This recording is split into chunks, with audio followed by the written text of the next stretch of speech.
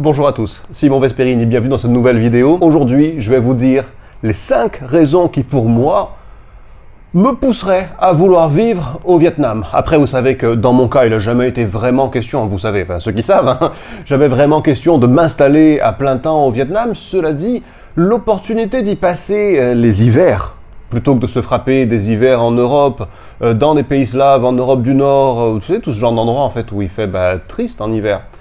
Bien, les années passant, je commence à fatiguer du truc et je me dis que pour ceux qui ont la possibilité de vivre par exemple 5-6 mois de l'année dans une ville comme Saint-Pétersbourg qui est merveilleuse, superbement belle, mais s'enfuir l'hiver quand il fait triste et froid pour quelques semaines, quelques mois, un pays comme le Vietnam, ça vaut largement le coup. Ou simplement, pour celui qui aime un pays comme le Vietnam, est-ce que ça vaut le coup d'y vivre à l'année? Donc ici, je vais vous donner 5 raisons qui, pour moi, après avoir à ma petite échelle, tenté l'aventure ici, ce que j'en pense. Je suis navré du style. Le Vietnam, avec sa chaleur, auront été pour moi un naufrage stylistique complet. Je ressemble à un beauf américain. Le truc, c'est que, en fait, si j'ai choisi un truc qui dit Bulls, je sais, c'est beauf. C'est beauf. Mais c'est parce que j'anticipe le prochain bull run. Je suis un permabull, moi. Et je suis heureux qu'il y ait écrit Bulls sur mon t-shirt. Mais ça, c'est directement en lien avec notre premier point. Évidemment, c'est le climat. C'est-à-dire qu'on ne se prend pas du tout la tête. Est-ce qu'il va faire beau demain? Il fait beau tout le temps. Est-ce qu'il va faire 25 ou 35? Non, il fait 32, 33 tout le temps.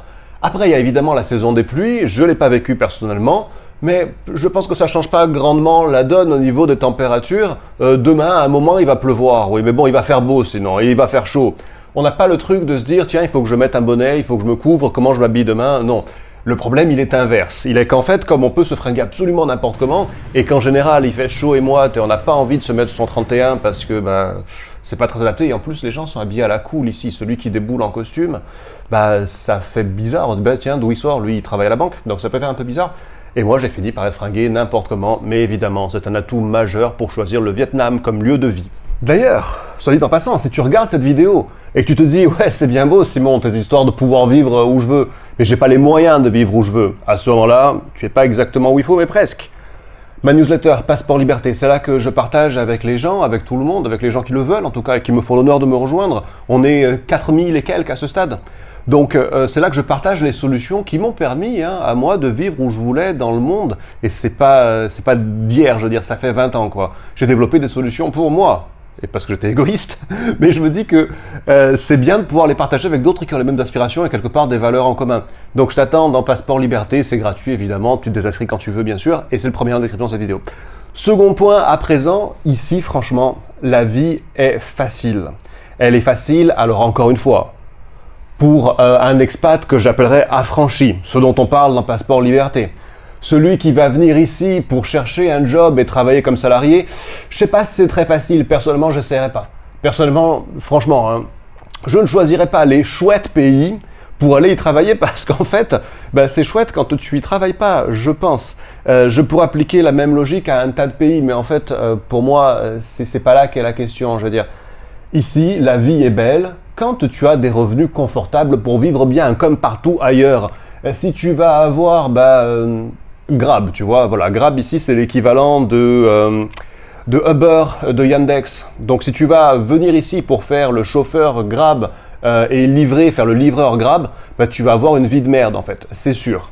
Donc la vie ici elle est belle et facile, pas pour n'importe qui pour autant, pour les gens qui ont les moyens d'avoir une vie belle et facile. Mais ceci est applicable à tous les pays du monde. Si tu habites à Paris et que tu es smicard, t'as pas une belle vie. Pourtant, si tu as, 20 000 par mois, tu as une vie tout à fait agréable, y compris à Paris. Pas le climat, mais y compris à Paris. Donc pour moi ici, la vie, elle est facile et parce que tu te lèves le matin, tu t'habilles comme tu veux, tu te prends pas la tête, tu sors de chez toi, tu vas te baigner à la piscine dans ta résidence, tu te mets 10 secondes dans la rue, il y a des gens qui vont venir te proposer des noix de coco fraîches, tu veux manger un petit déjeuner, tu as le choix de partout, de nourriture fraîche, facile, pas cher, de gens souriants, tu peux te promener bien sûr à n'importe quelle heure du jour ou de la nuit, n'importe où, je précise, je suis à Saigon, je suis pas au Vietnam, n'importe où, je suis à Saigon, donc c'est quand même la plus grosse ville du pays, c'est la capitale business, la capitale d'affaires du pays, et je n'ai aucun souci où que je me promène le jour comme la nuit, au contraire. Quand je me promène dans des endroits qui sont très vietnamiens, bah, les gens sont très sympas avec moi. Le point suivant, c'est que l'ambiance y est optimiste et joyeuse. Ce que je veux dire par là, c'est que quand tu te promènes dans les rues, les gens ils te font des grands sourires. Quand tu vas dans les quartiers typiquement vietnamiens, ce que j'ai juste avant, à la limite ils vont te demander mais pourquoi t'es venu là toi, qu'est-ce que tu fais là? Mais avec de la bienveillance. Tu sens que les gens, mine de rien, ils ont un talent pour la vie. Je me suis fait un ami ici et clairement ces gens-là, quand ils me parlent de la philosophie, quand je vois comment ils vivent, ils ont un talent pour la vie, ils ont un talent pour la joie et le bonheur, même si nous, souvent, dans leurs conditions, alors pas tous, attention, il y a des gens très riches et très aisés à Saigon, mais même si nous, souvent, si on était dans la condition de la classe ouvrière vietnamienne, on ne serait pas heureux. Eux, pourtant, ils sont contents. Ils m'ont l'air en tout cas contents et quand on les croise, quand on vit au milieu d'eux, eh bien ça me rend content. Moi, me promener dans les rues et voir ces gens-là autour de moi, ça me rend content. Si j'ai un coup un petit peu de fatigue, déprime, je sors dehors dans les rues, je les vois, je les regarde, ils me sourient et ça me fait plaisir et je suis content. Un autre point, je l'ai vaguement abordé tout à l'heure, c'est la nourriture. Il y a peu de pays dans le monde dans lesquels j'aurais aussi bien mangé qu'ici. Ils ont une cuisine traditionnelle qui est très très riche, très vaste, il y a plein de plats à essayer, plein de trucs, mais dans l'ensemble, tout ça est light, léger, bon, facile à digérer. Je veux dire, c'est pas, on a de la très bonne cuisine en France, il y a de la très bonne cuisine en Italie. Pour autant, vas-y, les sauces, la crème, les fritures, les pâtes, voilà, c'est pas très léger à digérer. Ici, dans l'ensemble, franchement, je suis venu là, j'avais peur d'être malade. Tout le monde m'a dit au Vietnam, il faut que tu fasses attention à ci, attention à ça, attention à l'eau, aux glaçons, sinon tu vas être malade. Franchement, j'ai été plus souvent malade d'intoxication alimentaire à Minsk, où normalement il n'y a aucun problème d'hygiène dans les restos, que ici. Ici, je n'ai jamais été malade ou même incommodé, nous dirons, pour ne pas rentrer dans des détails plus scatologiques, par rapport à l'alimentation ou aux boissons. Je ne bois pas l'eau du robinet, bien sûr, mais à part ça, je mange tout ce qu'on me propose, partout où on me le propose, et je n'ai aucun problème. La nourriture est fraîche, bien cuisinée, légère, à foison. Après, pas cher, ça dépend.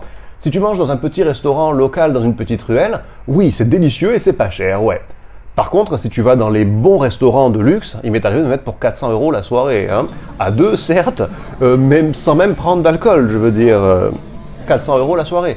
Mais parce que, comme je disais tout à l'heure, il y a des gens très aisés et des gens très peu aisés ici. Il y a des grosses disparités sociales. Cela dit, ils m'ont pas l'air très...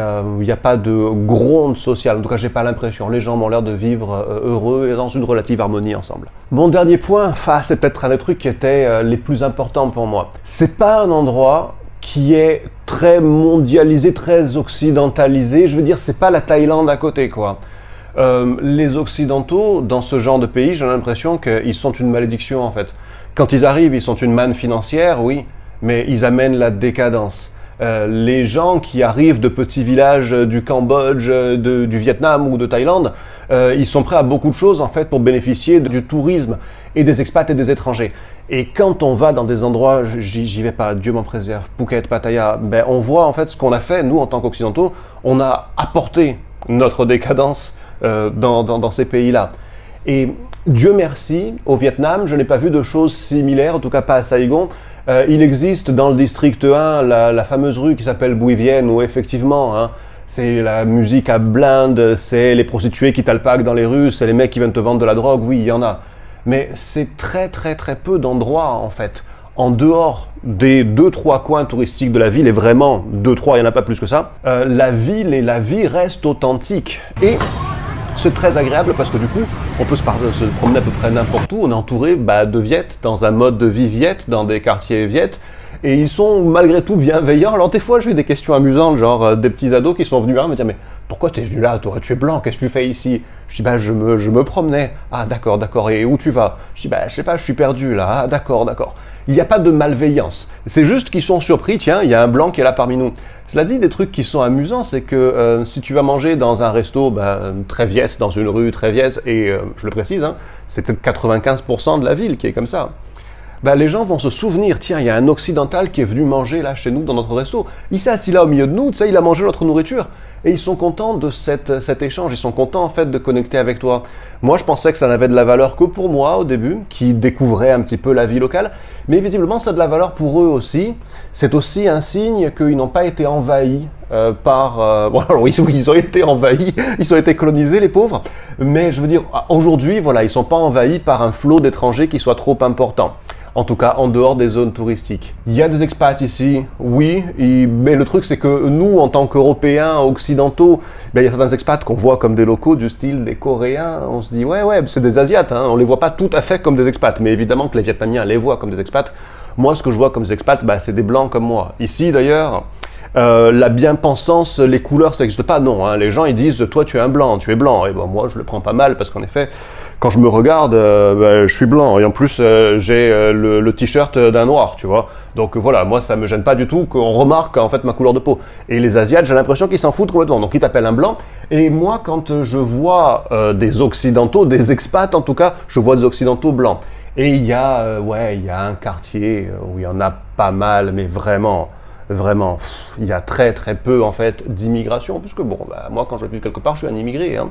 Donc il y a très peu d'immigration ici, et c'est pour moi bien un des avantages du pays, un des points forts du pays, il reste authentique. Sur ce, cette vidéo vous a apporté quelque chose, et bien à ce moment-là, c'est un pouce vers le haut, abonnez-vous à cette chaîne, c'est pas déjà fait, et si vous appréciez ce genre de contenu qui ont trait à la liberté principalement, hein, la liberté de vivre la vie que l'on veut, où l'on veut, bien à ce moment-là, il faut s'abonner à cette chaîne, et je vous remercie de votre visionnage, je vous dis à tous, à la prochaine vidéo, ciao.